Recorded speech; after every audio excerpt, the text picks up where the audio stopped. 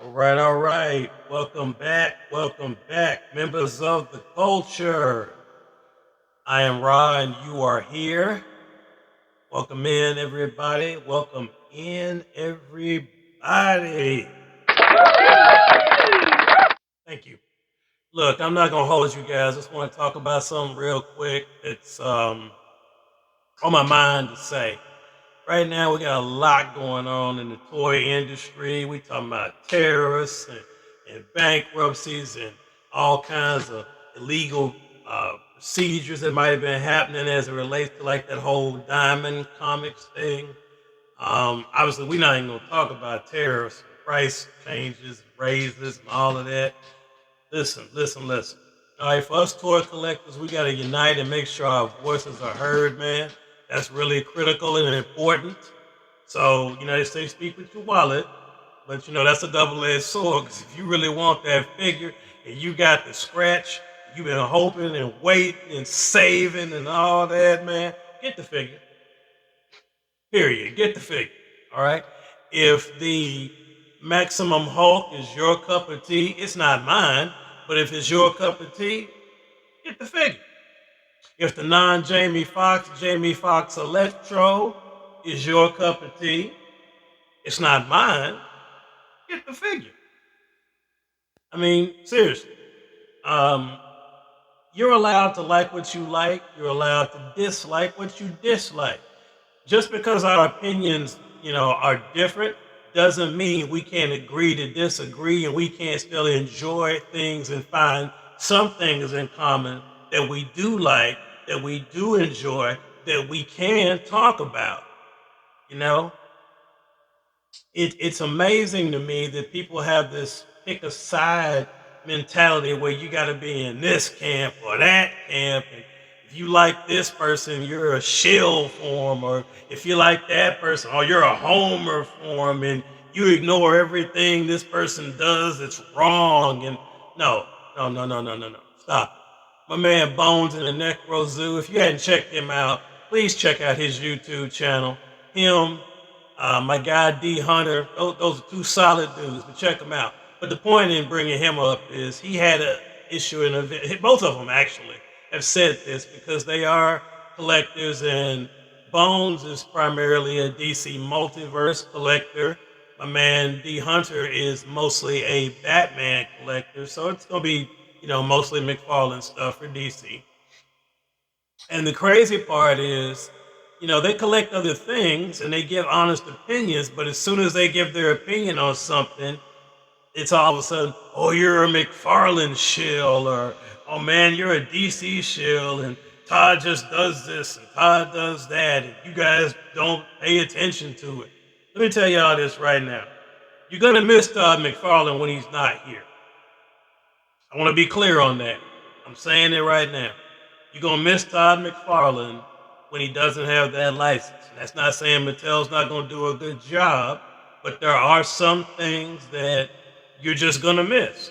Todd still puts out, despite some of the issues, some figures having a little bit of QC issues. They all do. Todd does. Marvel Legends has had them. Everybody's had some QC issues. That's a normal thing. But the point is, he is consistently putting out more figures than anybody else. I mean, how many times have you gone in looking for new Motu or some of the G.I. Joe classified? I mean, have you been looking for them and you can't seem to find those figures, right? The schedule doesn't seem favorable where they're going to constantly put figures out, but Todd bumps them out. Now, I know he bumps out a lot of Batman, but guess what? Batman sells. At the end of the day, artist or not, Todd is a businessman. He wants to make money. We all do. Batman sells, Superman sells. You're going to get a bulk of figures like that. But for all the flack he gets for Batman, who's giving him props for Captain Carrot? Who's giving him props for Hugo Strange's Batman? Who's giving him credit for Commander Steel? Who's giving him credit for Icon? These are characters that we might not, Captain Boomerang. I mean, there's a lot of characters that we might not have seen if Todd didn't have the license. So he takes some chances. Sure, he needs to make more female figures. And then sometimes, Power Girls and Amazon, I get it, she's taller than Wonder Woman. But the point is, he does put figures out, right? He takes chances. I will give him that. And if Mattel can continue where it is, then more power to him. I'm not mad at him for that. You know, I like 7-inch figures. Some people don't.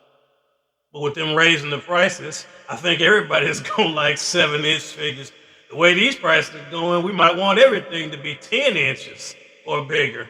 But let me not get off topic. My whole point in saying all of this was to say, look, support who you support, like who you like. But we are a toy community. And right now, with everything that's going on in the world, we need to remain as united as we can, right? Because we're facing some of the same challenges.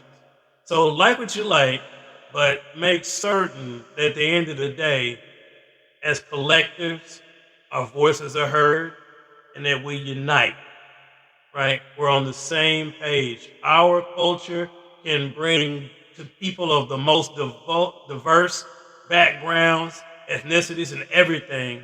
It can bring us together and unite us as brothers and sisters in this incredible game that we call collecting and culture.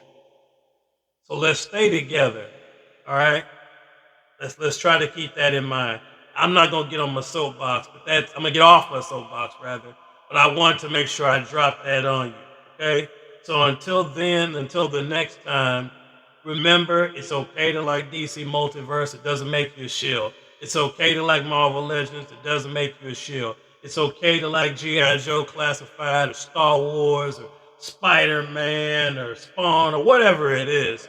Like what you like, not gonna judge you for it because we're all collecting at the end of the day. And a world where everybody is collecting and happy is a better world. Thank y'all for listening. Stay tuned, and above all, as always, stay great.